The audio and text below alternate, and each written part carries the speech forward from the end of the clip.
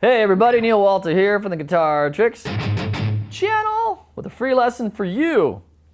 And if you're watching on YouTube, you're only getting one free lesson because we give you 2 free lessons every week. All you got to do is click that little link below and sign up for our newsletter, and we'll send you 2 free lessons to your inbox every week. On to our lesson and the tip of the week, a request from Jason on how do I remember that solo that I learned in my favorite song when the song's not playing. And the key is to listen to the drums and to count off when the notes come in, and that's called phrasing.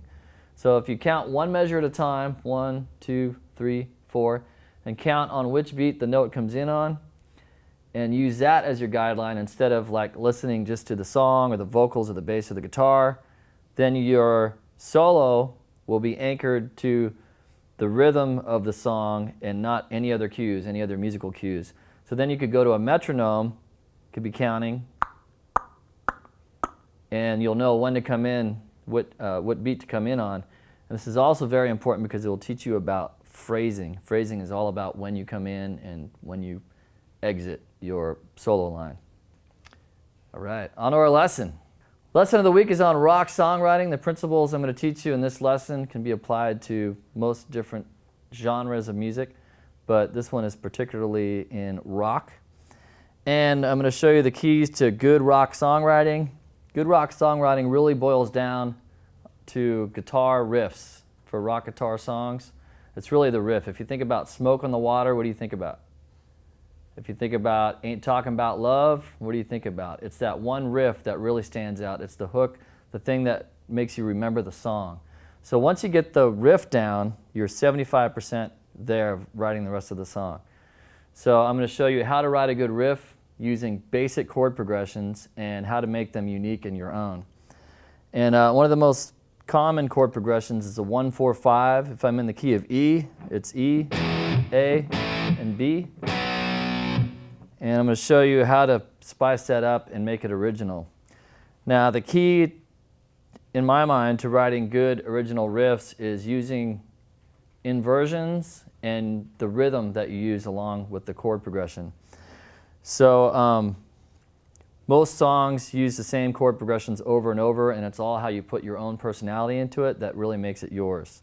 What inversions are is when you take a regular chord, see an E, and the bass note is not the root. So in this chord right here, open E, the bass note is also an E. Now if I was to make the bass note of this chord the major third, that would be an inversion of the E chord. So what we're going to do here is use inversions to create memorable riffs. I'm going to start with an E. I'm going to use the 1-4-5 chord progression, E, A, and B. Let's start with an E, then I'm going to use this one right here, the E on the 2nd fret, straight power chord on the D string. And I'm going to add that major third as the root, so it's an inversion. So that's my first chord. 2nd chord is going to be A.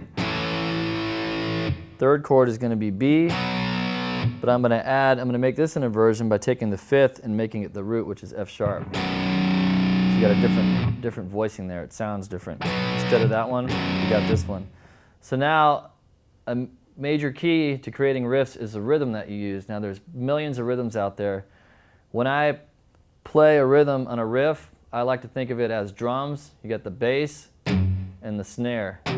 So a simple drum beat would be, usually do the bass notes on the kick and the high notes on the snare. So for this riff example, I'm going to use this beat.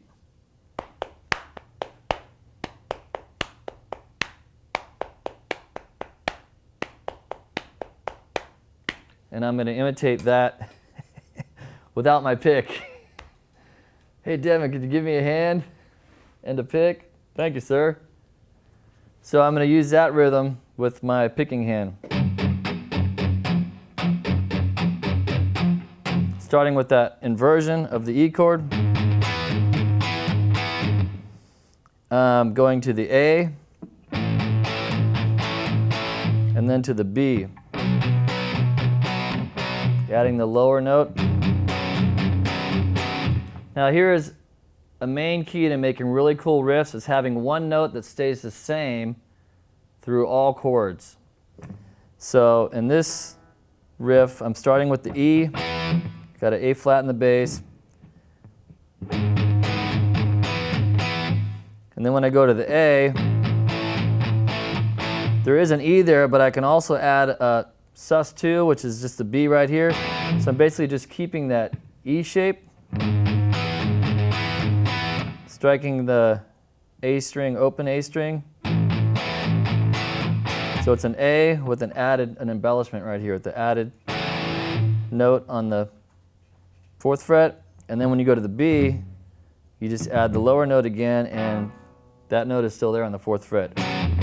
So this note is there through the whole riff, and that's what really ties it all together.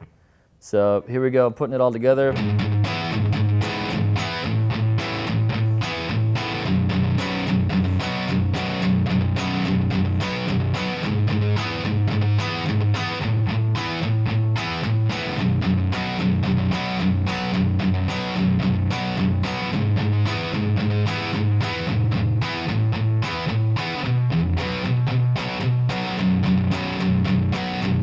Another thing you can do on the B chord is you could play the F sharp for one measure and then play the B as the bass note for the last measure of the progression. So you could, the last two measures could go like this. And it gives the illusion that the chords are changing, but it's just the bass notes that are changing. So one really cool thing about using inversions, it also lays out what your bass notes could be if you're creating a song and you're writing the bass and the drums. For instance, this bass line could easily go.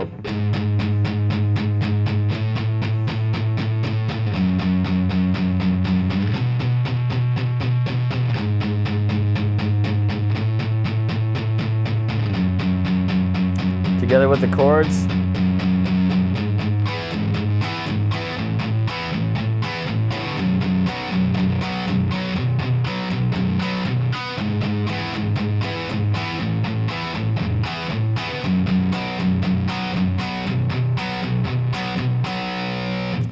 So you can see how you can take basic chord progressions and add inversions and the rhythm of the drums and one continuous note through the chord changes to really make memorable riffs and be on your way to writing great songs.